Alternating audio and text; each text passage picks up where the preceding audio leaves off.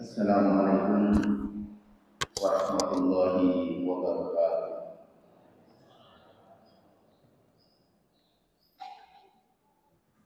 Innal hamdalillah nahmaduhu wa nasta'inuhu wa nastaghfiruh wa na'udzu billahi min shururi anfusina wa min sayyiati a'malina.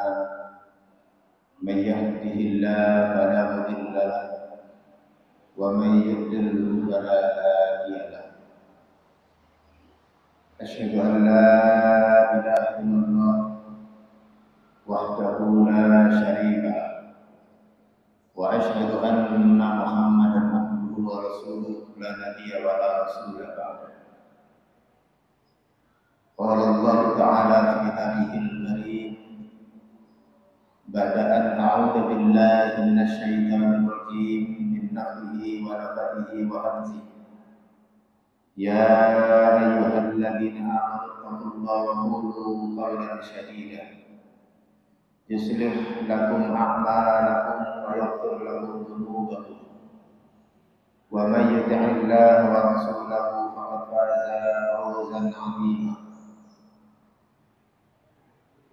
Wa qala fa inna asdaqal hadis kitabullah wa khairal hadyi hadyu Muhammadin sallallahu alaihi wasallam wa sharral umuri muhdatsatuha wa kullu muhdatsatin bid'ah wa kullu bid'atin dalalah wa kullu dalalatin finnar. Sadaqallahu wa sadaqa rasulul karim.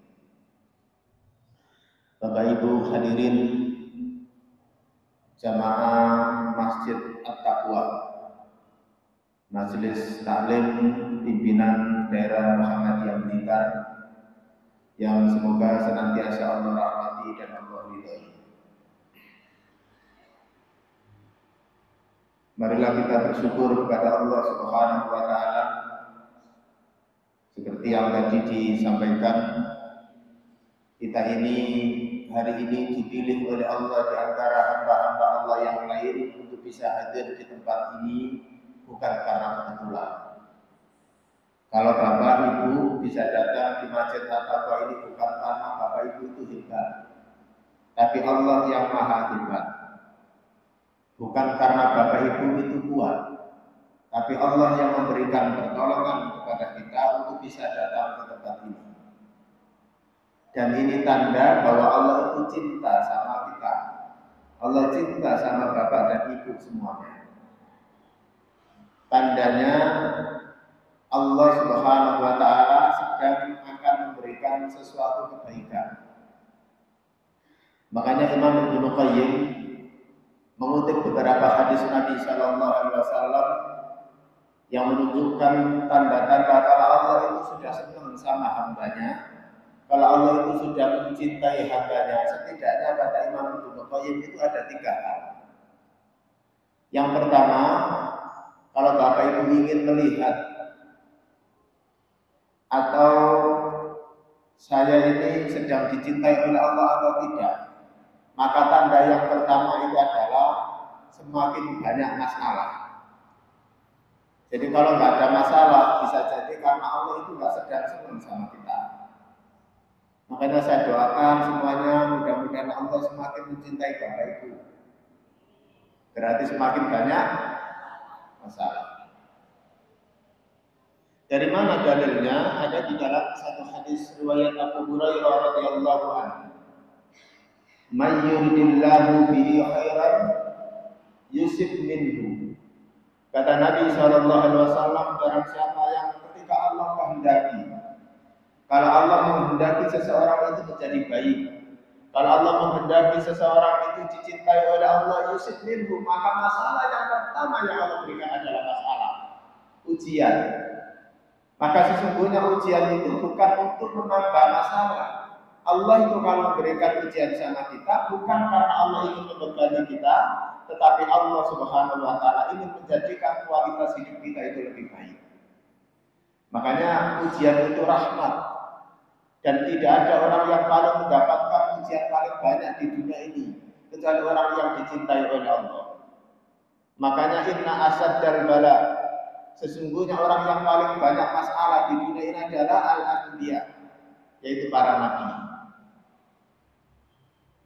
Ada Nabi Ayub alaihissalam yang diuji oleh Allah dengan ujian yang begitu berat. Ibu tahu sakitnya Nabi Ayub itu apa? Sakit kulit. Bapak-bapak, ada yang bilang kudis, ada yang bilang kurak, ada yang bilang kusta.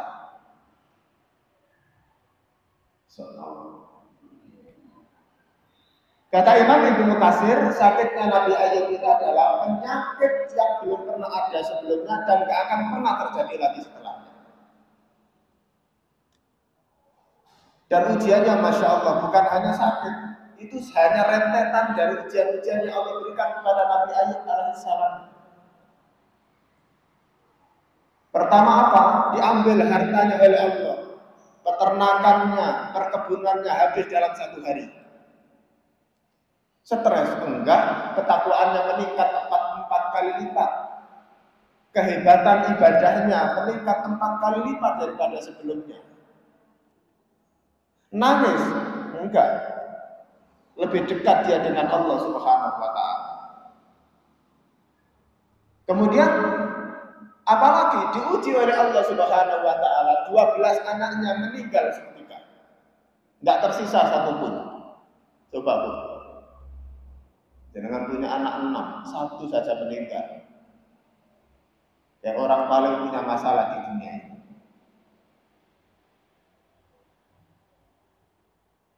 Apalagi sakit, yang sakitnya kata Imam Ibnu Katsir penyakit yang belum pernah ada sebelumnya dan gak akan ada lagi setelahnya sampai nanti hari kiamat.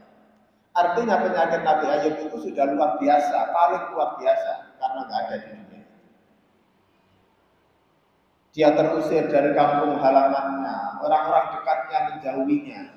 Yang tersisa hanya istrinya. Istrinya pun tahun ke-6 mulai protes, mengeluh karena nungguin orang sakit itu ya capek. Akhirnya apa yang dikatakan oleh istrinya?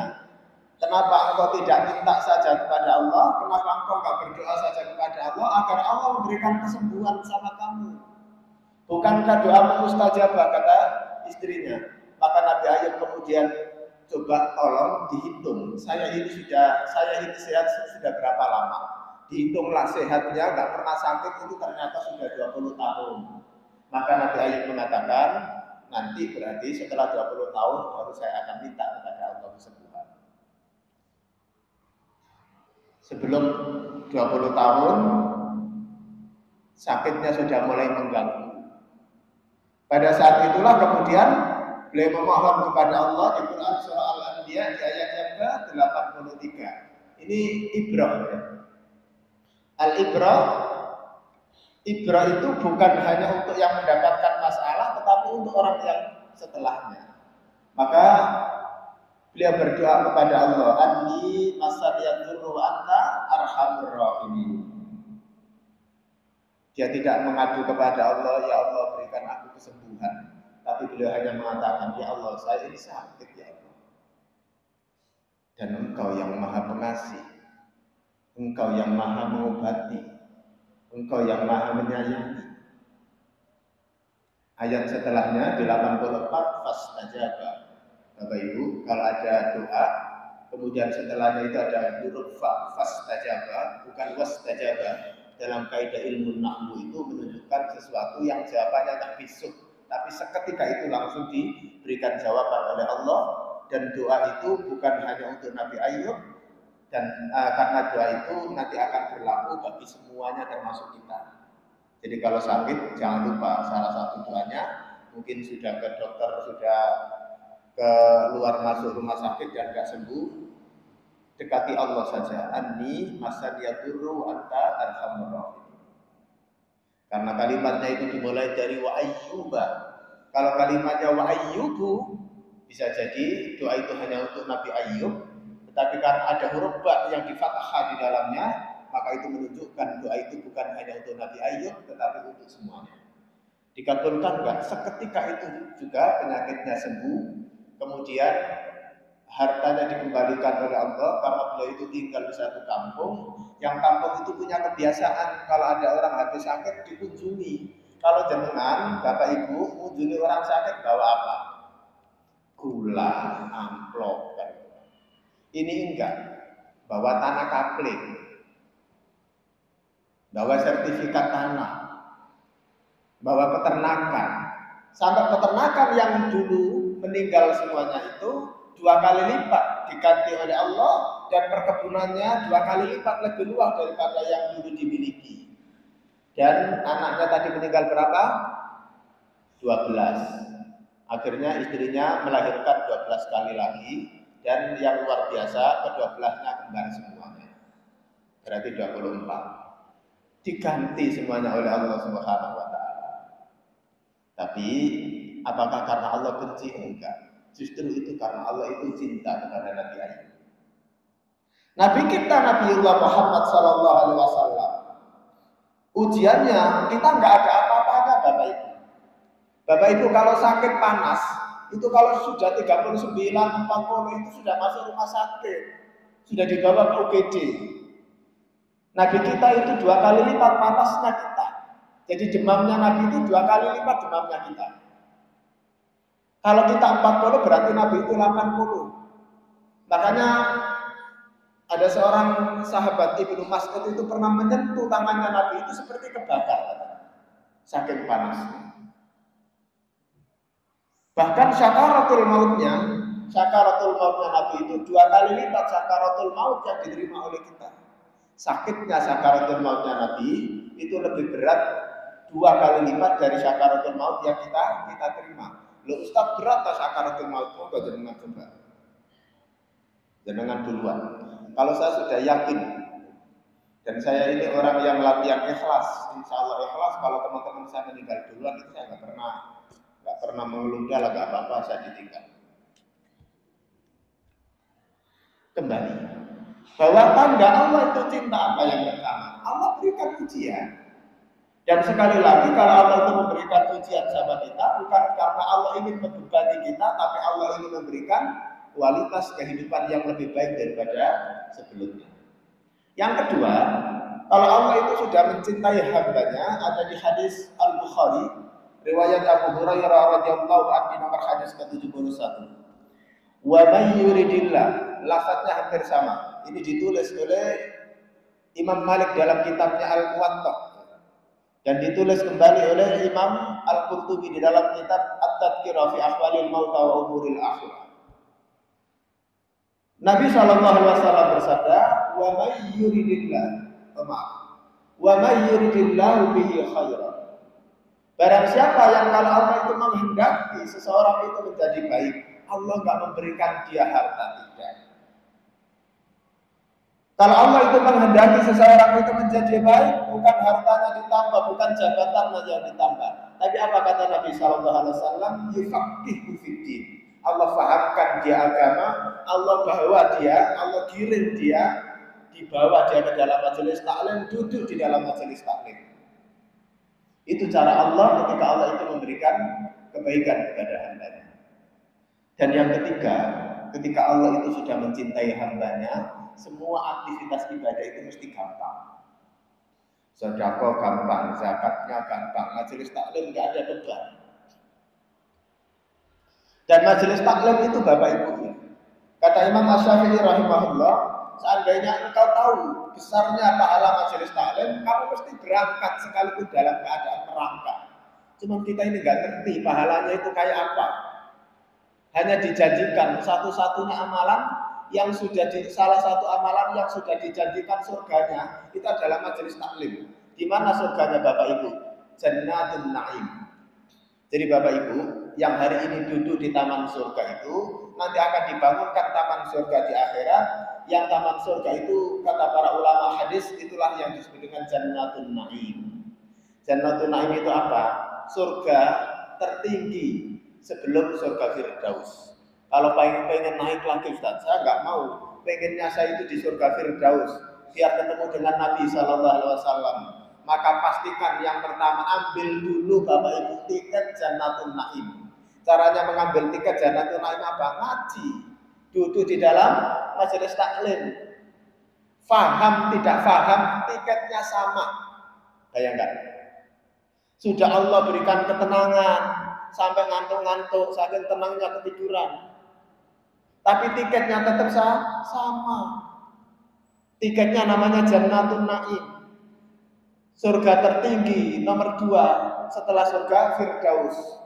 Karena surga Firdaus itu kumpulannya para nabi, kumpulnya orang-orang soleh, kumpulnya orang-orang yang syahid di medan perang. Kalau pengen naik gimana Ustaz caranya? Yang pertama, ambil dulu tiketnya, datang ke majelis taklim dengan ikhlas. Kemudian gimana yang kedua? Yang kedua ada di Quran surah ke-9 surah At-Taubah di ayat yang ke-122. Syaratnya kalau ingin surganya di surga Firdaus, tiket Jannatul Naim sudah diambil, diganti di-upgrade dengan tiket apa? Surga Firdaus. Caranya apa? Kata Allah, liyatafaqahu fid-din. Pastikan kalau ngaji itu paham. Ini yang pertama nggak perlu paham, nggak apa-apa. Yang penting datang. Karena datang saja Allah sudah berikan ketenangan melalui janji Nabi dalam riwayat Abu Hurairah, nazzalahus sakinah. Orang yang datang dalam majelis taklim itu akan diberikan ketenangan. Makanya Imam Ibnu Qayyim mengatakan, istirahatkan hatimu di mana salah satunya di antara 4. Dan salah satunya itu adalah di dalam majelis ilmu atau majelis taklim. Jadi untuk mengistirahatkan hati, saya ini mau nanya, jenengan ibu-ibu, kalau matanya melihat sesuatu yang nggak menyenangkan, yang capek apa? Hatinya. Nek telinga jenengan ini mendengarkan sesuatu yang nggak menyenangkan, yang capek apanya? Hatinya. Organ yang paling lelah Bapak Ibu itu adalah hati. Organ yang cepat capek itu adalah hati. Makanya salah satu mengistirahatkan hati itu nggak bisa di mall. Mengistirahatkan hati itu nggak bisa di tempat-tempat rekreasi. Mengistirahatkan hati itu adalah di majelis taklim, majelis ilmu. Karena ada janji Nabi, janji Allah melalui lisan Nabi, nazzalahus sakinah. Allah akan berikan ketenangan bagi orang-orang yang hadir dalam majelis ilmu. Bahkan kadang-kala belum masuk, masih di teras sudah tenang jiwanya. Ada satu peristiwa, saya ini punya teman di Jepang, namanya Krishna Mu'alaf. Saya hari ini juga membawa mantan mu'alaf, seorang ibu yang sedang ngaji di pondok. Jadi saya punya teman sekarang di Kanada, dulu tinggal di Jepang. Nah di Jepang itu dia membangun masjid bersama komunitasnya, sama-sama orang Indonesia membangun masjid di sana. Dan Masya Allah ya, kajiannya terus ya. Bukan kalau kita ini kan mingguan. Beliau itu hampir setiap sholat 5 waktu itu ada tausiah. Itu di masjid yang ada di Jepang. Nah di Jepang itu kan negara kaya. Negara kaya, tapi banyak orang-orang yang bunuh diri. Jadi 3 negara, Jepang, Korea, kemudian Amerika, itu negara-negara yang paling banyak bunuh dirinya. Tingkat kelahirannya sedikit, tapi yang bunuh diri itu lebih banyak daripada yang lahir. Makanya di Jepang itu banyak kekhawatiran.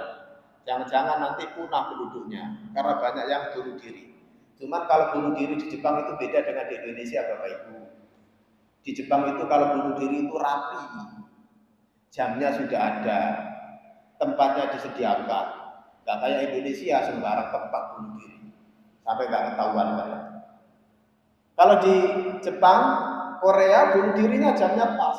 Di siang hari, teman saya itu keluar dari rumah mau mendatangi masjid untuk salat zuhur. Biasanya habis salat zuhur itu ada kajian. Kemudian ada tetangganya dari Jepang itu tanya, keluar dari rumah kemudian ditanya, mau kemana? Ini terjemahnya bahasa Jepang. Kemudian dia mengatakan, saya mau bunuh diri. Jadi jelas banget, di Jepang itu bunuh diri itu karena hal yang biasa. Jadi bunuh diri itu izin, bunuh diri itu pamitan, tempatnya disediakan, jamnya, waktunya ditentukan. Kemudian ditanya lagi sama teman saya, kamu bunuh diri jam berapa? Dia bilang jam 1. Oh jam 1 masih lama, ikut saya dulu. Diajaklah dia ke masjid. Nah, di masjid dia nggak mau masuk, dia ada di teras. Kata teman saya, kamu ikut saya ke masjid, nanti jam 1:04 saya ingatkan kamu. Kemudian betul jam 1:04, kemudian dia mau diingatkan, ketiduran, tidur pulas itu di teras, mau dibangunkan kasihan, akhirnya dibiarkan, 1:30 baru dibangunkan. Sambil minta maaf, mohon maaf, jam 10 dirimu sudah habis. Marah enggak? Enggak. Dia kemudian mengatakan, ini tempat apa? Maka teman saya tadi mengatakan, di sini inilah tempat di mana kami mendekatkan diri kami kepada Tuhan kami. Dan ternyata orang Jepang tadi itu bos Pak. Dia bos dia. Bos dari sebuah perusahaan. Lelah sudah 2 bulan nggak bisa tidur. Ternyata nggak bisa tidur, datang ke majelis taklim bisa tidur. Padahal nggak masuk, hanya di teras. Makanya kalau bapak ibu melihat sampai kanan kirinya pas ngaji tidur, nggak usah dibangunkan. Karena memang bisa jadi di rumah memang nggak bisa tidur.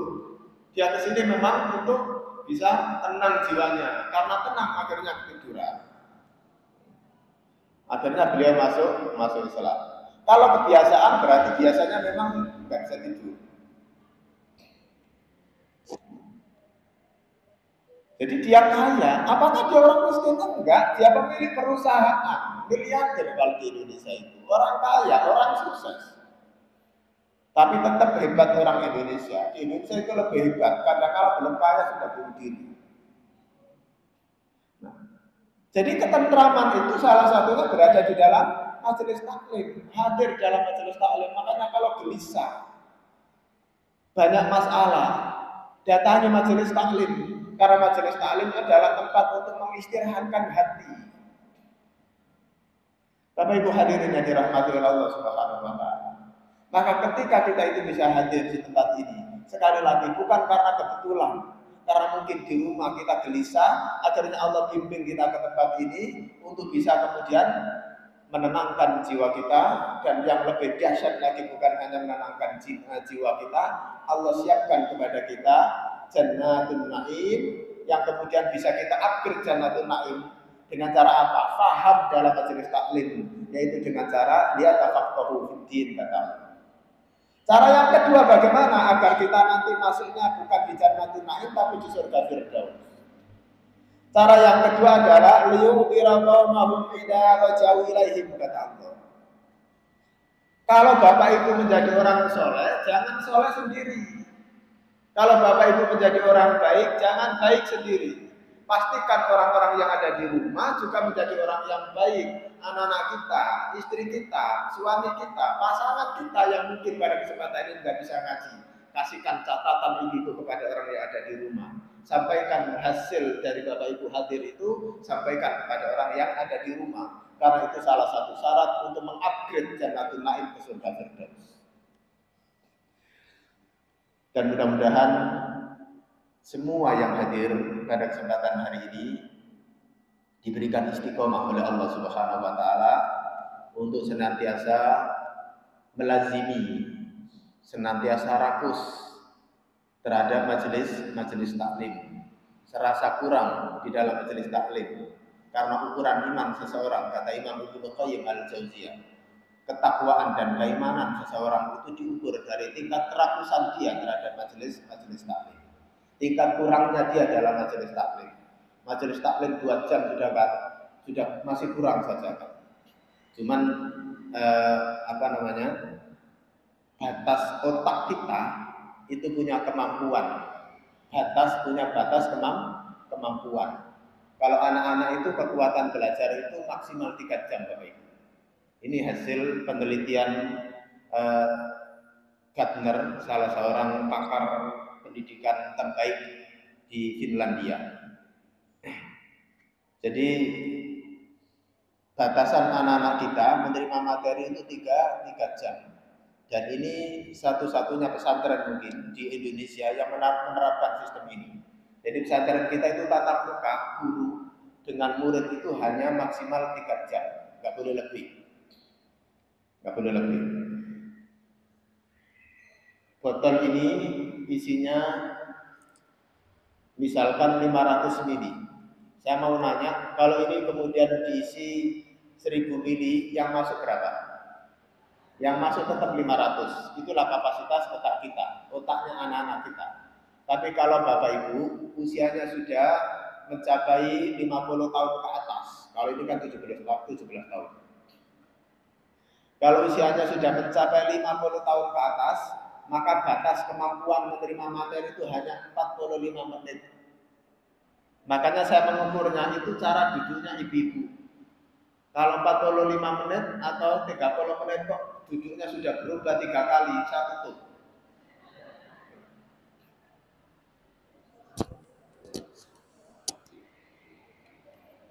Ini masih sempurna. Bapak Ibu yang dirahmati oleh Allah Subhanahu wa taala, berikutnya mari kita bersolawat kepada Nabi Shallallahu alaihi wasallam.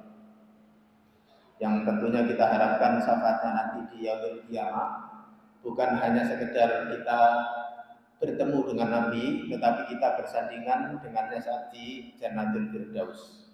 Dan ada masa-masa pertemuan indah sebagaimana diriwayatkan oleh Anas bin Malik.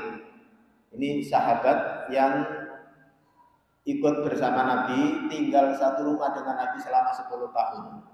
Anas bin Malik itu suatu ketika bertanya kepada Nabi, "Ya Rasulullah, kalau aku di hari kiamat ingin berjumpa denganmu, di mana ya Rasulullah tempatnya?" Maka Nabi mengatakan, "Carilah aku di Sirat, carilah aku di jembatan.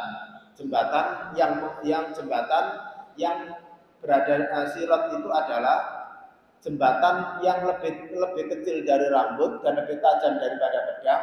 Seneng nggak seneng, mau nggak mau, semua harus melewati itu. Dan jembatan itu berada di atas neraka Jahannam, membentang di atas neraka Jahannam. Dan kedalaman neraka Jahannam itu, masya Allah. Kalau kimas ini diproduksi di kampung saya, di daerah Malang. Ini pas di kampung saya. Kok nyampe di sini, ini kimas, minum kimas. Jadi kalau ini dilempar ke neraka Jahannam, 70 tahun itu baru nyampe. Ada yang mengatakan 70.000 tahun baru nyampe. Kemudian di mana lagi ya Rasulullah? Kalau ingin menjumpai aku, tidak mendapati aku saat berada di Sirat, maka temui aku di Mizan, tempat di mana amal baik dan amal buruk itu ditimbang.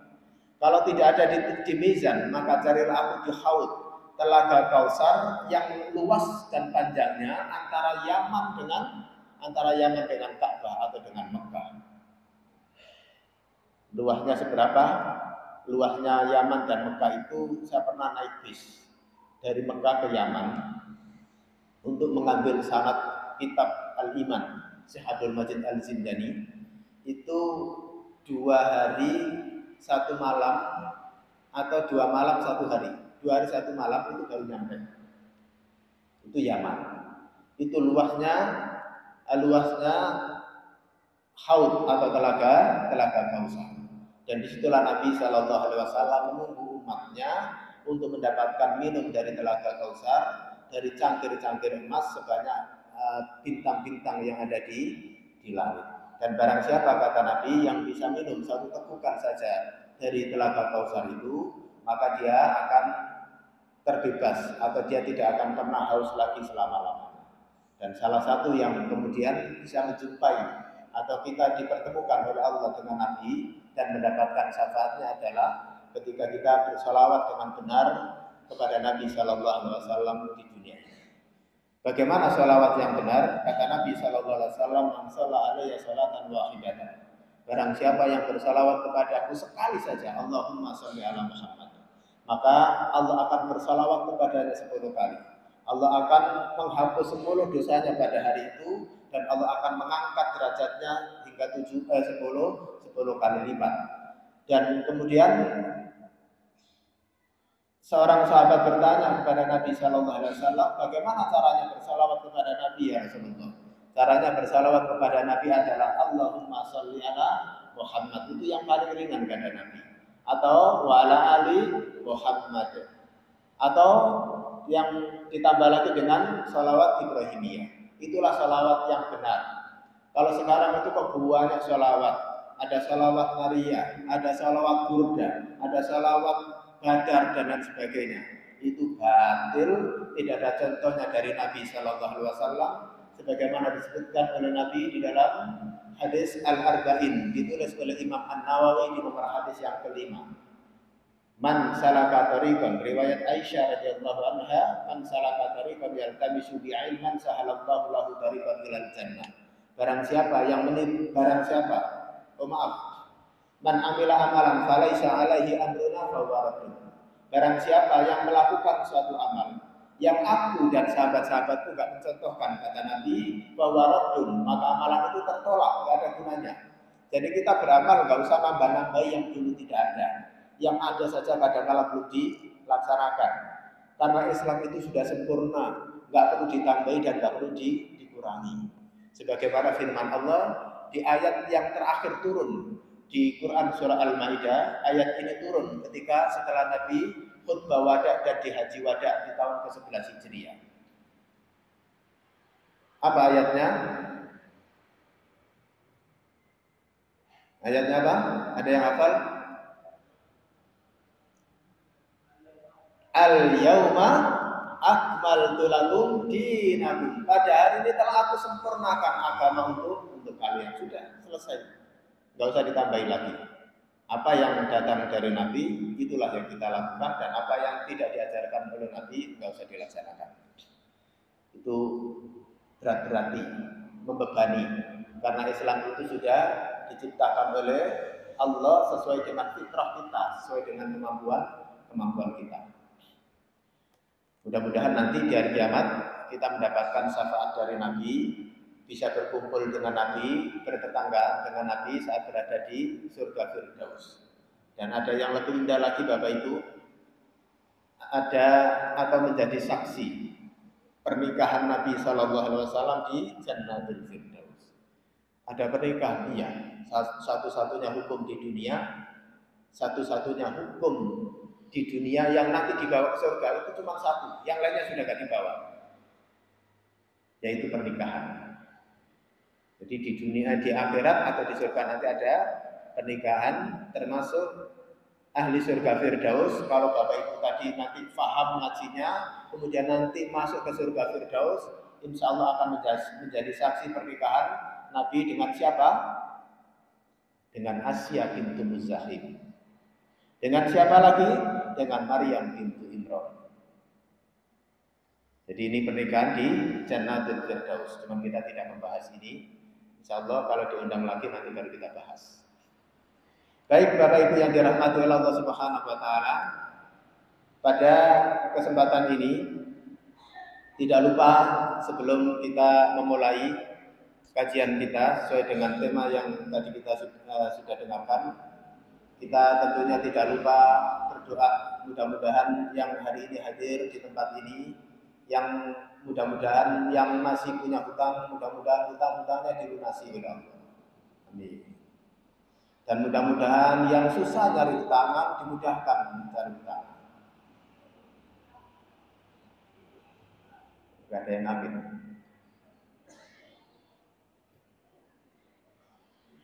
Yang sakit diberikan sehat oleh Allah Subhanahu wa taala. Yang punya masalah, mudah-mudahan Allah angkat sebelum keluar dari tempat ini masalah-masalahnya, dan Allah ganti dengan rahmat Allah Subhanahu wa taala. Bapak Ibu yang dirahmati oleh Allah Subhanahu wa taala, kalimat surga pertama kali disebutkan oleh Allah Subhanahu wa taala di Quran surah yang kedua di ayat yang ke-25.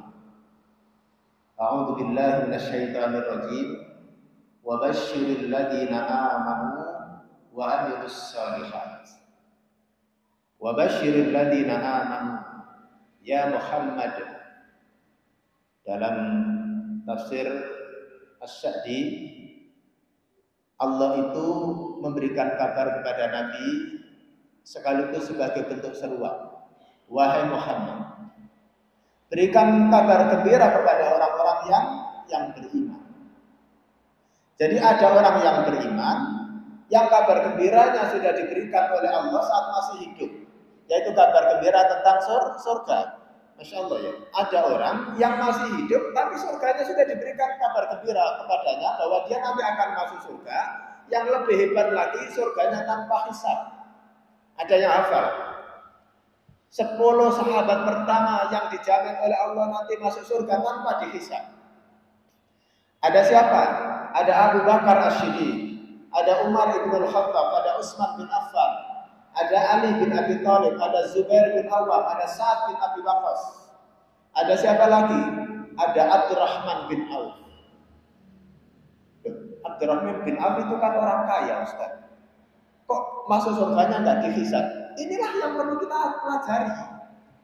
Jangan mentang-mentang, jangan kemudian mengatakan, sudahlah saya pas-pasan saja hidupnya. Kekayaan itu menambah hisab yang berat nanti di hari kiamat.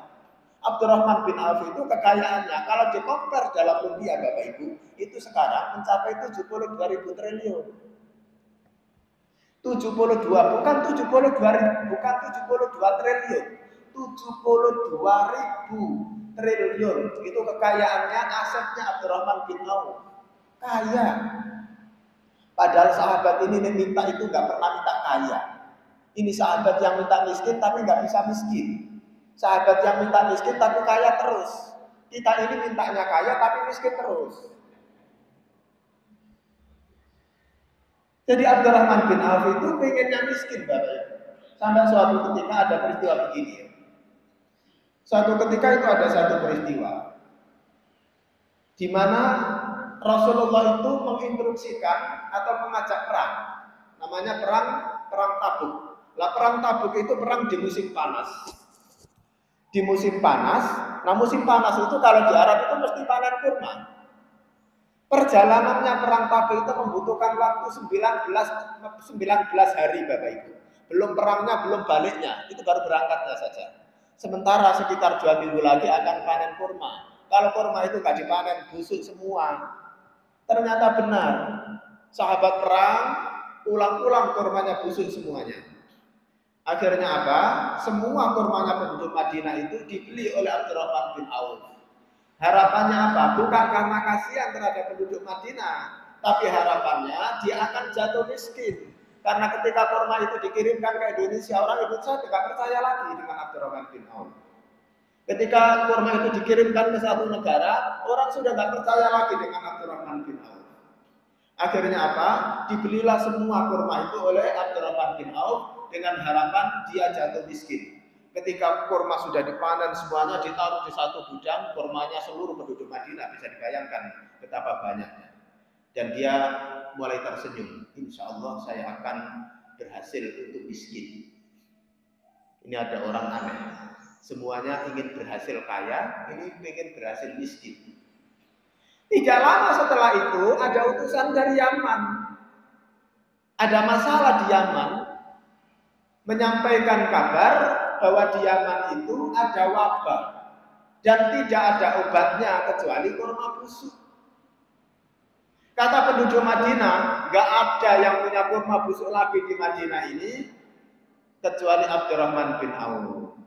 Akhirnya datanglah dia ke tempatnya Abdurrahman bin Auf dan seluruh kurma tadi itu dibeli oleh pemerintah Yaman atau kerajaan Yaman, diberikan keuntungan 10 kali lipat.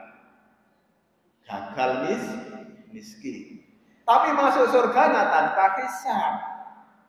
Inilah yang perlu suatu saat harus dikaji. Ada Abdurrahman bin Auf yang kekayaannya luar biasa, ada Utsman bin Affan yang kekayaannya juga luar biasa. Tapi kenapa beliau ini masuk surganya tanpa hisab? Hartanya nggak ada yang dihisab oleh Allah, langsung masuk surga. Bahkan ketika melangkah di Sirat, orang 1000 tahun, ada yang kemudian 15.000 tahun baru nyampe. Beliau satu langkah sudah sampai ke surga. Ada Sa'ad bin Abi Waqqas yang kemudian membuat iri sahabat-sahabat yang lain. Kok dia diberikan kabar gembira masuk surga tanpa dihisab? Itu kabar gembira. Wa basyiril ladzina amanu. Ada kabar gembira yang diberikan kepada orang yang beriman dikala dia masih hidup, bahwa nanti sudah mendapatkan surga. Ada orang yang diberikan kabar gembira kepada orang yang beriman, disuruh memperbaiki imannya agar dapat surga. yang belum tentu dapat surga kayak kita. Tetapi disuruh beriman agar meningkatkan kualitas iman kita. Maka sekarang saya mau nanya, Bapak Ibu beriman nggak? Bu, beriman nggak Bu? Beriman. Kalau sudah sampai di majelis taklim, itu datang bukan karena kuat, bukan karena hebat, tapi karena iman. Jadi dijamin Bapak Ibu yang kesini insya Allah karena punya iman, sudah mengantongi satu bekal untuk masuk surga.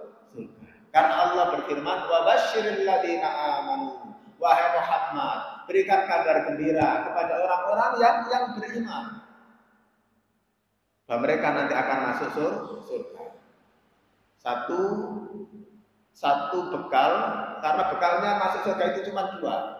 Yang pertama apa? Iman. Dan yang kedua apa? Wa amilus sholihat. Kita iman dulu. Sepakat semua di sini beriman. Karena syarat iman itu apa? Bersyahadat. Asyhadu an la ilaha illallah wa anna Muhammadar Rasulullah. Tadi pagi sudah bersyahadat. Dalam sholat kita minimal berapa? 17 kali. Kita sudah minimal kita senantiasa bersyahadat 5 waktu di dalam satu hari. Dan itu menggambarkan syarat bahwa kita ini sudah memiliki iman. Cuman yang membedakan iman antara satu orang dengan yang lainnya, termasuk yang hadir di sini, itu beda-beda. Makanya kalimat iman itu disebut berkali-kali oleh Allah Subhanahu wa taala. Karena Allah paham imannya hambanya itu ada yang jauh banget, ada yang tengah-tengah dan ada yang dekat. Saking jauhnya kadang-kala dipanggil nggak nyampe-nyampe. Makanya dua tempat yang paling jauh di dunia ini. Jadi Bapak Ibu, di dunia ini ada dua tempat yang paling jauh. Satu masjid. Makanya rumahnya depan masjid kadang-kadang nggak nyampe-nyampe, saking jauhnya. Yang kedua apa? Majelis ilmu. Majelis taklim itu tempat yang paling jauh. Sudah diajak ngaji, susahnya luar biasa. Masih hitung-hitungan. Berangkat enggak. Enggak berangkat. Jadi tempat safar yang jauh itu salah satunya adalah majelis taklim. Kenapa? Karena imannya yang beda-beda atau imannya yang masih jauh. Maka kalimatnya dipanggil oleh Allah. Sebelum Allah itu memulai kalimat iman, Allah selalu menyertakan namanya harfun nida dengan sebutan ya. Ya ayyuhalladzina amanu. Ya-nya diulang-ulang oleh Allah di dalam Al-Qur'an 361 kali. Ya ayyuha diulang-ulang di dalam Al-Qur'an itu 150 kali. Alladzina diulang-ulang di dalam Al-Qur'an itu 1080 kali. Setelah itu kalimat iman amanu diulang-ulang oleh Allah Subhanahu wa taala di dalam Al-Qur'an hingga berapa? Hingga 258 kali. Mau dihitung dulu? Mau dicocokkan? Mau bercocokkan. Kurang kerjaan. Jadi kalimat iman itu diulang-ulang sampai 258 kali. Dan diawali dengan harfun nida, ismul mausul yadullu alal amri. Panggilan yang menunjukkan tentang keumuman. Ya, yang menunjukkan panggilan dengan 3 jarak. Jadi kalau ada kalimat di dalam Quran ya ayyuhalladzina amanu, berarti Allah itu memanggil orang yang jauh banget. Saking jauhnya nggak nyampe-nyampe di majelis ilmu. Flyer sudah disampaikan, sudah dijemput. Besok saja insya Allah minggu depan saya berangkat. Susahnya luar biasa, saking jauhnya iman. Ada yang imannya standar. Majelis taklim dimulai 7:30, ya pokoknya tet 7:30. Itu namanya imannya standar. Imannya tengah-tengah. Dan ada yang imannya dekat. Majelis taklim dibuka 7:30, udah jam 5. Saking dekatnya imannya. Bukankah Bapak Ibu pernah melihat ada orang sholat maghrib, sholat subuh, sholat isya, beliau itu duduk menunggu adzan. Itulah orang-orang yang imannya dekat. Dan orang yang imannya dekat itu kalau kita kupas ya, janji Allah itu apa? Belum minta sudah diberikan oleh Allah. Batin tok belum sudah dikasih oleh Allah Subhanahu wa taala. Saya tadi Bapak Ibu, tadi malam saya berangkat jam 1 dari malam. Dalam hati saya enak ya kalau ini pagi-pagi kemudian minum jahe. Saya masuk ketemu jahe. Belum saya minta, baru saya batin. Belum ngomong saya sama panitia, jahenya sudah ada.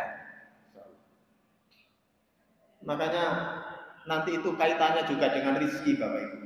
Ada rezekinya, orang yang dekat dengan Allah belum diminta sudah datang rezekinya.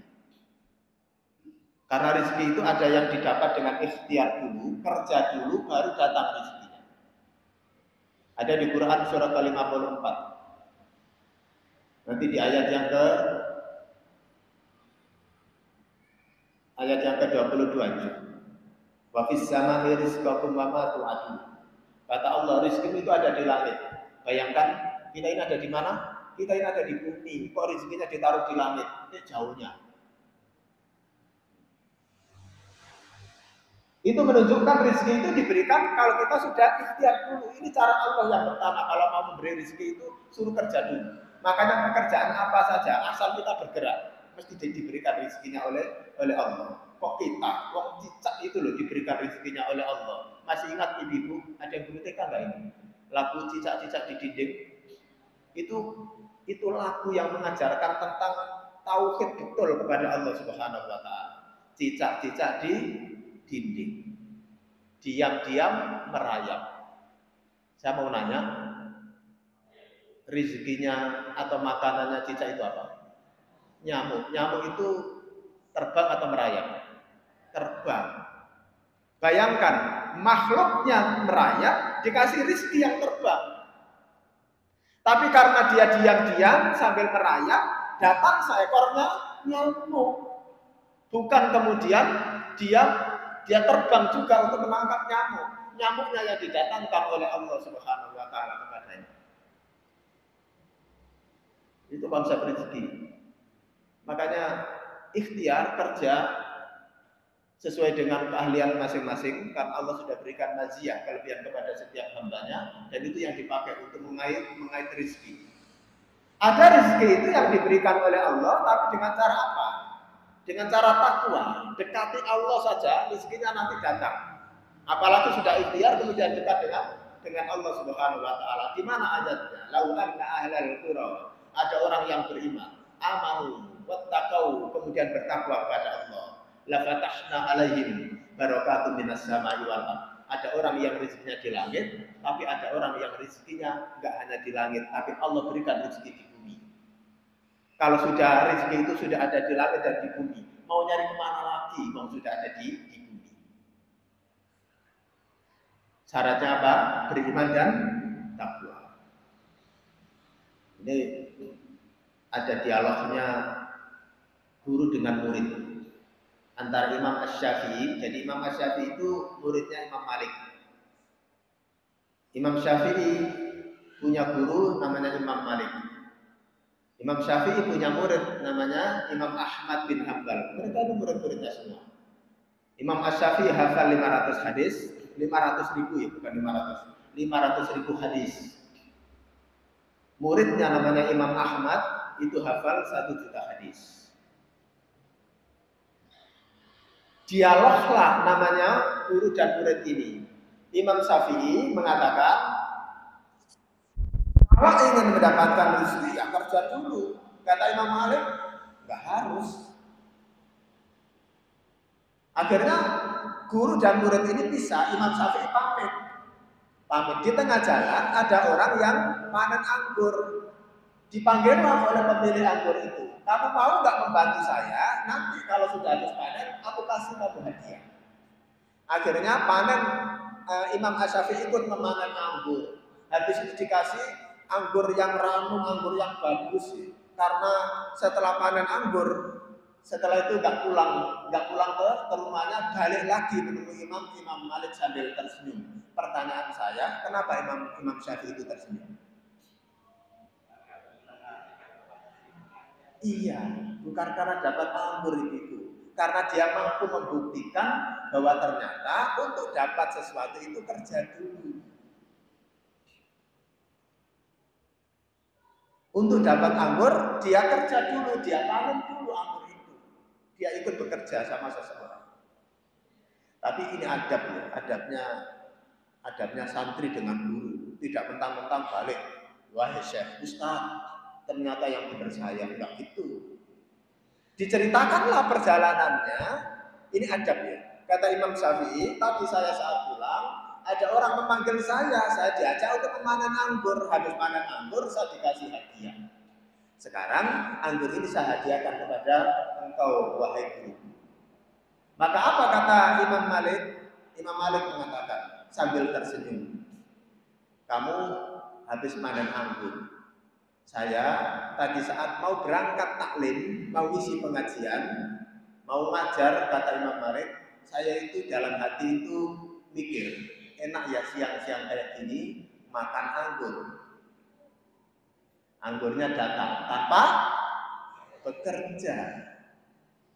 Tetapi apa? Dasarnya takwa. Dia beramal. Dia datangi apa? Dia datangi dia datangi majelis ilmu.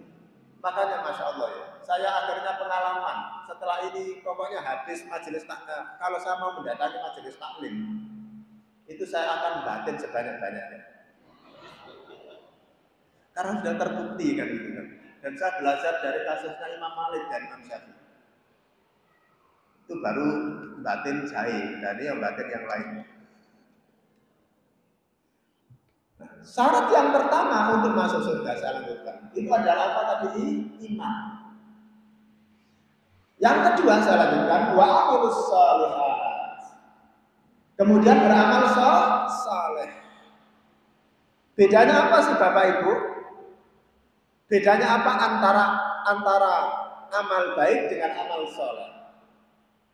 Kalau amal baik belum tentu menjadi amal saleh, tapi kalau sudah amal saleh pasti baik. Dan syarat untuk disebut amal soleh, pelakunya kalau wanita menjadi solehah, kalau laki-laki itu disebut soleh. Amalannya menjadi amal soleh. Dan syarat masuk surga, iman dan amal soleh, bukan amal yang baik, tetapi amal yang soleh. Syaratnya untuk mendapatkan atau disebut amal soleh dan untuk mendapatkan amal ini amal soleh, syaratnya dua. Yang pertama, pastikan ketika mengerjakannya itu ikhlas karena Allah Subhanahu wa Ta'ala. Yang kedua, syarat yang kedua, pastikan ketika mengamalkan amalan ini, amalan itu benar. Bukan yang penting banyak, dzikir banyak tapi nggak ada contohnya dari Nabi Shallallahu Alaihi Wasallam. Ada yang dibaca sampai dzikir itu sampai 1000 kali, ada yang kemudian 2000 kali. Tapi Nabi Shallallahu Alaihi Wasallam nggak mengajarkan. Maka amal itu hanya amal baik, tapi tidak menjadi amal soleh. Dan Quran sudah mengatakan, wa idza qila lahum ittabi'u ma anzalallah qalu bal nattabi'u ma alfayna alaihi aba'ana awalau kana aba'hum la yaqiluna syai'an wa la yahtadun. Bapak Ibu mungkin pernah mendengar, masa sih kalau itu salah orang se-Indonesia kok melakukan? Itu sudah ada di dalam Al-Qur'an, cuma redaksinya saja yang berbeda. Bal nattabi'u ma alfayna alaihi aba'ana. Ini yang dikatakan oleh kiai saya. Ini yang aku dapat dari pendahulu saya. Ini yang aku dapat dari gus-gus saya. Ini yang aku dapat dari ulama-ulama saya. Ini yang aku dapat dari habib-habib saya. Awalau kana aba'ahum la yaqiluna syai'an. Kalimat terakhirnya wala yahtadun, hati-hati. Kalau ada orang datang kebenaran kepadanya, datang peringatan kepadanya, kemudian dia mengatakan, Allah, kalau ini misalkan salah, masa orang saya bisa melakukan semuanya? Hati-hati, layak tadun. Allah akan menutup dia dari hidayah. Dia nggak akan mendapatkan hidayah lagi. Makanya ngasih tahu mereka itu susah. Kenapa? Karena Allah sudah tutup hatinya. Nah, hati yang ditutup itu namanya khatam. Pintu yang ditutup. Kalau pintu itu ditutup, namanya akfala yukfilu, menutup. Dikunci, nanti bisa dibuka lagi. Ini nggak bisa dibuka, dijebol, masih bisa jebol. Tapi kalau khatam itu nggak bisa. Khatamallahu ala qulubihim wa ala sam'ihim wa ala absarihim. Kalau Allah itu sudah menutup hati mereka, penglihatan mereka, pendengaran dan penglihatan mereka, itu sama dengan pintu ditutup, ditutup, dikunci, dielas meneh. Sudah nggak bisa dibuka. Sama dengan hati ketika Allah sudah menutup. Jadi syaratnya untuk masuk surga itu adalah wa amilus sholihat, yang kedua iman dan amal sholih. Nah, biar cepat. Persoalannya bagaimana kemudian agar surga ini tidak kita masuki sendiri. Karena hati-hati Bapak Ibu, nanti itu ada peristiwa di hari kiamat itu ada bapaknya masuk surga, anaknya di neraka. Seperti siapa? Seperti Nabi Nuh alaihissalam, bapaknya di surga, Nabi Nuh berada di surga, anak dan istrinya berada di neraka. Anak dan istrinya bayangkan berada di neraka. Atau sebaliknya, ada anaknya yang menjadi surga, bahkan surga Firdaus bersama Nabi Shallallahu Alaihi Wasallam. Tapi bapaknya di neraka yang paling dasar, neraka jahanam yang paling bawah. Siapa? Abu Jahal. Abu Jahal itu punya anak namanya Ikrimah, gugur dalam perang Khaybar ketika membebaskan Romawi di bawah komando Khalid bin Walid. Pada saat itu sudah kewalahan peperangan itu, kaum muslimin itu sudah kewalahan. Kemudian beliaulah yang kemudian menyemangati kaum muslimin yang lain sampai kemudian perang lagi, dan dia kemudian terbunuh pada saat itu. Namanya Ikrimah, anaknya Abu Jahal, bapaknya di neraka jahanam, anaknya nanti masuk surga Firdaus bersama Nabi Shallallahu Alaihi Wasallam. Jadi hati-hati. Nah, bagaimana caranya agar anaknya masuk surga, bapaknya masuk surga, buyut mbahnya juga masuk, semuanya masuk surga?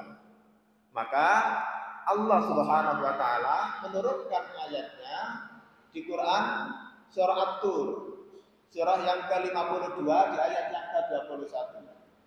Walladzina amanu, dan orang-orang yang beriman, wattaba'at dzurriyyatahum biimanin, dan kemudian diikuti oleh keluarga besarnya untuk beriman. Bapak ibu ngaji, tapi nggak ngaji sendiri. Diajak keluarganya untuk ngaji. Artinya, majelis taklim itu dibuat perencanaan untuk agar nanti masuk surga bersama-sama. Caranya apa? Anaknya diajak, istrinya diajak. Hari ini nggak bisa, besok diajak lagi. Kenapa? Karena ingin masuk surga bersama-sama. Apa jadi Allah Subhanahu wa taala? Alhaqna bihim dzurriyyatuhum. Kalau itu terjadi, kalau itu dilakukan, Allah akan himpun mereka surganya di surga yang sama. Nanti ada anak, ada bapak, ada ibu. Paket surganya sebenarnya beda. Tetapi terus bagaimana nanti akan dimasukkan di surga yang sama, di mana atau siapa yang surganya paling tinggi, disitulah surganya nanti. Yang surganya rendah akan diangkat ke surga yang paling tinggi. Makanya Bapak Ibu, investasikan anak Bapak Ibu. Di antara anak Bapak Ibu itu kalau bisa ada yang menjadi penghafal Al-Quran. Karena surganya penghafal Al-Quran itu tinggi. Sudah nggak bisa Ustaz, cucunya, masa cucu 10 cuma buat cerita-cerita antok, buat seneng-seneng antok. Alhamdulillah cucu saya sudah 10, tapi nggak ada satupun yang menjadi penghafal Al-Quran. Kalau ada satu saja yang menjadi penghafal Al-Quran, Bapak Ibu menjadi terlibat terhadap dia kemudian menjadi penghafal Al-Quran, maka Bapak Ibu nanti akan mendapatkan syafaat dari anak ini, dari cucu Bapak Ibu yang kemudian nanti akan dihimpun di surga yang sama. Karena dulu Bapak Ibu yang merencanakan agar dia menjadi penghafal Al-Quran. Ketika ayat ini turun Bapak Ibu, Masya Allah, sahabat itu kemudian mereka itu mencari cara, berbagai macam cara itu dilakukan bagaimana agar mereka nanti masuk surga bersama. Maka ada seorang sahabat, seorang pengusaha, namanya Abbas. Abbas itu pamannya Rasulullah Shallallahu Alaihi Wasallam, tapi umurnya 3 tahun lebih muda dibandingkan dengan Nabi Shallallahu Alaihi Wasallam. Jadi ini pamannya Nabi. Namanya siapa? Abbas. Abbas. Abbas ini pengusaha. Jadi kalau pengusaha itu dia menjadi pengusaha yang datang dari satu negeri ke negeri yang lain. Tapi hebatnya apa? Saat ada majelisnya Nabi Shallallahu Alaihi Wasallam, beliau itu berusaha untuk hadir di dalam majelis taklim itu. Yang luar biasa lagi, dia ini punya dua anak.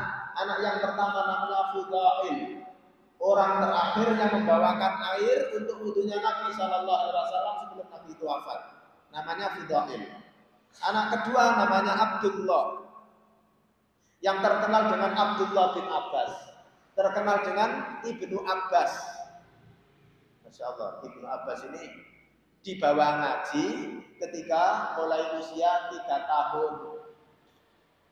Saat Rasulullah Shallallahu Alaihi Wasallam wafat, Bapak Ibu bisa bayangkan anak usia 3 tahun yang ngaji kayak apa sih? Yang lebih hebat lagi, ini orang cerdas ini, Ibnu Abbas ini. Saat beliau itu nggak bisa hadir, dititipkan anaknya kepada Nabi Shallallahu Alaihi Wasallam. Ya Rasulullah, aku titipkan anakku kepadamu. Saking pinginnya nanti dia tidak ditinggal untuk masuk surga, kecuali berkumpul bersama keluarga. Tapi jangan sekali-kali dititipi, ustadznya dititipi sekarang, nggak jadi ngaji. Ini Rasulullah itu dititipi Abbas, usianya masih 3 tahun. Ya namanya anak ya jalan-jalan, muter-muter, kadang-kala minum ustadznya diminum. Nggak apa-apa, itu cara ngajinya anak-anak. Maka apa yang terjadi Bapak Ibu? Bapaknya itu duduk manis, anaknya jalan-jalan. Ketika Rasulullah wafat, anak ini baru berusia 13 tahun. Bapaknya hafal 200 hadis, anaknya hafal 2000 hadis. Makanya jangan remehkan anak-anak kecil yang jalan-jalan ketika dia berada dalam majelis ilmu. Ketika guru TK ngajarin, itu beneran dah. Masa ya paham, anaknya main-main kayak gitu. Itu cara ngajinya, cara belajarnya anak-anak itu seperti itu. Ini anak kecil kok kemudian duduk santun begini, itu nggak normal. Sebaliknya bapak-bapak kok jalan-jalan, yoga, nggak normal. Itu cara belajarnya. Jangan diremehkan. Dia bisa jadi akan lebih paham dari bapak dan ibunya. Makanya saya itu pernah isi kajian Aisyah di Tuban. Jadi di aula saya ngisi kajian, itu ada anak usia 9 tahun dijewer dibawa keluar. Itu nggak digandeng Bu, tapi dijewer telinganya dibawa keluar ke aula. Saya panggil Bu, kenapa anaknya kok dijewer keluar? Nakal Ustaz. Itu hasilnya senakal gue. Akhirnya saya sampaikan, itu cara belajarnya anak. Bisa jadi anak itu lebih paham daripada ibu. Ibu yang nyata, betul gitu. Bisa jadi anak ibu yang nggak nyata, yang jalan-jalan itu lebih ngerti daripada ibu. Benar. Saya sampai rumah, sampai malam, ditelepon sama ibunya. Ustaz, ternyata benar Ustaz. Saya minum sambil berdiri, diingatkan sama anak saya. Kata Ustaz, nggak boleh mah minum sambil berdiri. Ibunya nulis sunnah minum sambil duduk ditulis sama ibunya, tapi nggak paham.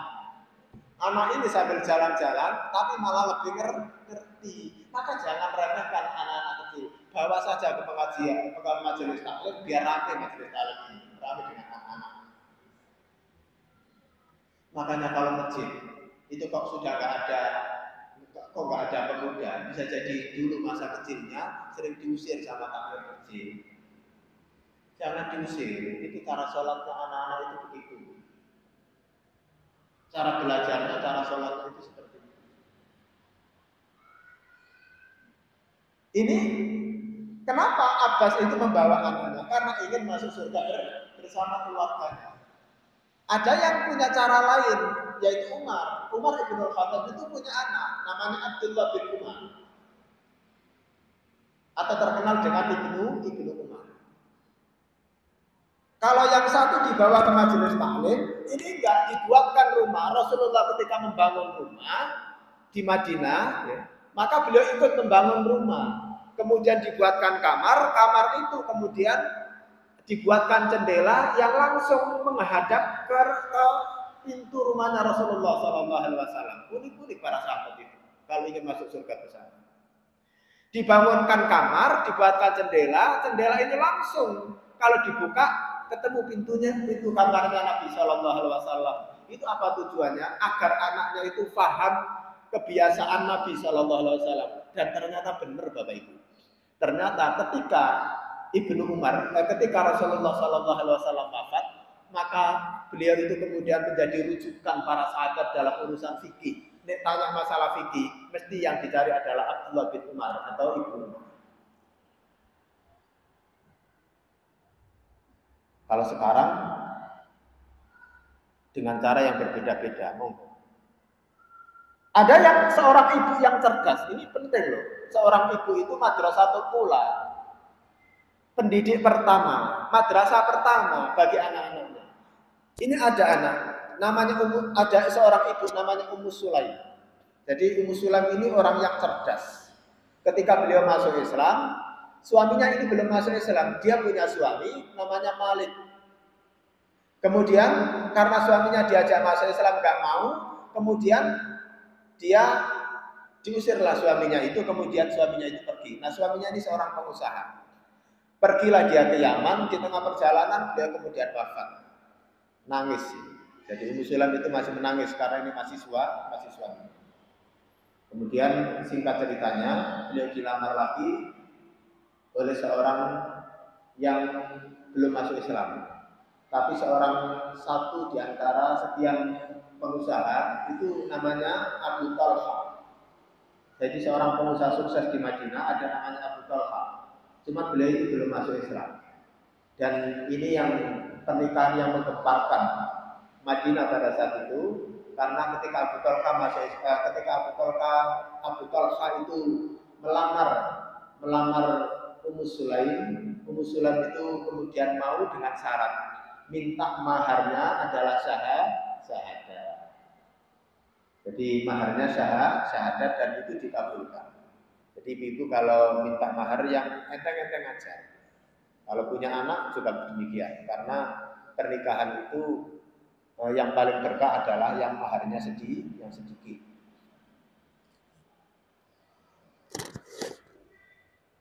Cuman laki-laki yang pengertian itu adalah yang ngasih mahar yang banyak.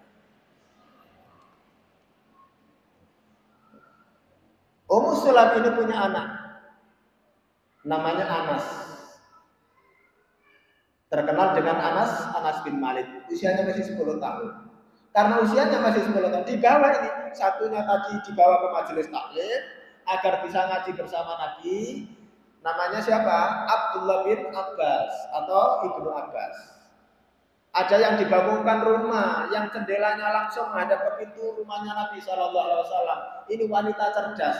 Enggak sekedar dibawa ngaji, dibawa ke rumahnya Nabi Shallallahu Alaihi Wasallam sambil mengatakan, ya Rasulullah, aku titipkan anakku yang usia 10 tahun ini kepadamu agar menjadi pembantumu. Nabi itu tersenyum Pak, karena Nabi itu tahu karpe opo.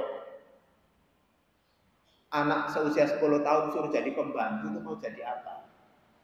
Itu maksudnya biar belajar dengan Nabi Shallallahu Alaihi Wasallam tapi pakai bahasa yang halus banget ya. Ini wanita pintar. Namanya Ummu Sulaim. Akhirnya betul Anas bin Malik kemudian menjadi ahli hadis. Dia menjadi penghafal Al-Quran karena tahu kapan wahyu turun, di mana wahyu turun. Karena kemana-mana Nabi pergi itu selalu ada Anas bin Malik, namanya pembantu. Ketika Nabi wafat, di usia beliau sudah 20 tahun. Berarti berapa? 10 tahun bersama Nabi Shallallahu Alaihi Wasallam. Dan apa yang terjadi? Dia menjadi ahli din, menjadi ahli agama, menjadi satu di antara sahabat Nabi yang langsung didoakan oleh Nabi Shallallahu Alaihi Wasallam menjadi orang sukses. Didoakan. Ada di dalam satu doa Nabi Shallallahu Alaihi Wasallam kepada Anas bin Malik agar Allah memberikan keberkahan terhadap hartanya. Dan doa ini dikabulkan oleh Allah Subhanahu Wa Taala. Maka Anas bin Malik itu kemudian sampai memiliki kebun. Kebunnya itu di Irak kalau sekarang itu. Dia punya perkebunan di Irak dan yang lainnya itu punya tanaman. Kalau panen setahun sekali, punyanya Anas bin Malik itu kalau panen dua kali. Itu karena keberkahan. Makanya kadang-kala yang banyak itu nggak selalu penting. Yang terpenting adalah berkah. Maka apa hadirin yang bisa kita ambil pelajaran? Para sahabat itu begitu merespon ayat-ayat ini ketika turun dengan berbagai macam cara mereka agar apa? Agar mereka mendapatkan tambahan kebahagiaan ketika masuk surga, tidak masuk surga sendiri, tapi masuk surga bersama keluarga besar mereka. Mereka membuat sebuah perencanaan dalam majelis ilmunya, dalam pemahaman dinnya, agar tidak hanya dia yang paham agama, tapi anak-anaknya harus memahami agama. Hari ini nggak usah dititipkan di rumah ustadznya, titipkan di pesantren. Karena tidak ada pendidikan hari ini yang paling baik untuk bapak ibu, untuk anak-anak kita, kecuali pesantren. Sak nggak paham-pahamnya anak di pesantren, sak susah-susahnya diatur anak di pesantren, minimal anak kalau di pesantren itu sholat subuhnya nggak telat. Jadi pesantren itu telat-telatnya rakaat pertama. Kalau di rumah kadang-kala bangunnya jam 6. Itu pun ibunya kadang-kala sudah meluber, sudah ngamuk duluan, baru sholat subuh. Karena yang seneng ngomong itu kan ibu-ibu. Kalau bapak-bapak itu bisanya hanya sekali toh, bangun selesai. Ibunya itu panjang, dan bangun sudah dibangunkan dari tadi nggak bangun-bangun. Makanya jangan tidur malam-malam, itu ibu. Dan bapak-bapak nggak usah kaget kalau punya istri kayak gitu. Itu menunjukkan bahwa istri bapak itu perempuan. Karena kosakatanya perempuan dengan laki-laki itu beda Bapak Ibu. Kosakatanya bapak-bapak, kosakatanya laki-laki paling cerewet itu cuma 9.000. Normalnya kosakatanya dalam satu hari itu cuma 7.000 laki-laki. Kalau perempuan yang paling cerewet, perempuan yang paling pendiam kosakatanya itu dalam satu hari 16.000. Perempuan normal kosakatanya itu 20.000. Ini ada kosakata 16.000 berarti nggak normal, berarti pendiam. Makanya kadang-kala karena ini kenapa? Karena Allah itu mengkaruniakan seperti itu. Allah itu memberikan karunia kepada seorang wanita itu melebihi laki-laki. Jadi otak kita itu Bapak Ibu, sebelum kita akhiri kajian kita, nanti barangkali ada yang mau tanya. Otak kita itu di tengah-tengah itu ada otak kanan, otak kiri. Di tengah-tengah itu dibatasi namanya corpus callosum. Kalau otaknya laki-laki itu tipis, corpus callosumnya. Kalau perempuan itu tebal, sehingga otak kanan dan otak kirinya nyambung. Makanya wanita itu bapak-bapak itu bisa melakukan aktivitas dalam satu waktu lebih daripada satu aktivitas. Ini bapak-bapak nggak bisa. Bapak-bapak itu kalau sudah megang HP lebih dari 10 menit, jangan diajak ngomong, nggak nyambung. Kalau sudah berada di laptop, ya sudah itu saja yang bisa dikerjakan. Makanya kalau bapak-bapak sudah sedang melaksanakan aktivitasnya, menghadap laptop, jangan dititipi anak kecil, mesti jatuh. Dititipi pisangnya jatuh, kebangetan ayahnya. Bukan kebangetan, karena memang nggak bisa berpikir paralel, hanya berpikir satu saja, itu bapak-bapak. Kalau ibu-ibu enggak, bisa beraktivitas banyak aktivitas dalam satu waktu. Bayangkan, tangan kanannya megang sotil, goreng tempe, tangan kirinya masih bisa jawab ya temannya. Mulutnya masih bisa ngomeli anaknya. Kakinya masih menginjak kain pel. Itu hanya bisa dilakukan oleh seorang wanita dan nggak bisa dilakukan oleh bapak-bapak. Makanya kenapa yang sering ngomel itu mesti ibu-ibu? Ya karena memang lebih, kosakatanya lebih. Makanya kalau bapak-bapak diomeli ibu-ibu, diem aja, biarkan suruh ngomel seterus-terusnya. Karena kosakatanya itu kalau bapak tahan itu sakit nanti, nggak habis dalam satu hari. Biarkan itu untuk menghabiskan kosakata dalam satu hari. Makanya kadang-kala bapak-bapak nggak salah, tetap salah. Dan kalau laki-laki itu debat dengan wanita, nggak mungkin menang. Nggak mungkin menang. Ini kalau di tempat yang lain, kalau di sini insya Allah sama saja. Sampai sini ada pertanyaan? Udah cukup ya? Baik. Insya Allah nggak ada yang tanya. Dan orang nggak tanya itu karena dua. Karena insya Allah sudah paham. Atau yang kedua karena nggak paham sama sekali. Demikian saya kembalikan ke fungsinya. Mohon maaf yang sebesar-besarnya. Mudah-mudahan kita semua bisa beristiqomah. Diketemukan lagi insya Allah di kesempatan yang lain. Kalau kesempatan yang lain tidak bisa ketemu, mudah-mudahan Allah akan pertemukan kita saat berada di surga bersama-sama. Dan nanti mudah-mudahan ketika salah satu di antara kita yang hari ini hadir tidak ada, akan saling mencari. Termasuk pesan saya yang terakhir, kalau bapak dan ibu nanti masuk surga, kok nggak mendapati saya? Tolong saya dicari sampai ketemu. Dan kalau ibu-ibu, bapak-bapak sudah mendapati saya sangat bidadari, biarkan jangan kembali. Bila itu wal hidayah wa ridha wa inayah. Assalamualaikum warahmatullahi wabarakatuh. Kemudian ibu-ibu, bapak-bapak sekalian yang lagi pimpinan saudara kita setelah selesai dan jelas maka kita di sedikit kesimpulannya bahwa untuk masuk surga adalah kita beriman dan beramal soleh. Yang selanjutnya mendukung untuk masuk surga itu kita harus mendatangi majelis taklim. Perlu diketahui bahwa di masjid kita atau Muhammadiyah ini tiap pagi dari subuh ada kuliah subuh. Monggo bapak-bapak ibu yang mau hadir silakan. Dari Senin sampai Ahad itu ada, kecuali Ahad yang pertama ini, dan ketika itu diganti dengan kajian akad. Pengumuman untuk kajian akad di tanggal 16 November insya Allah akan hadir Al-Ustaz Abdul Said MKB dari Kota Lama. Beliau adalah anggota Majelis Tabligh PP Muhammadiyah. Selanjutnya monggo setelah selesai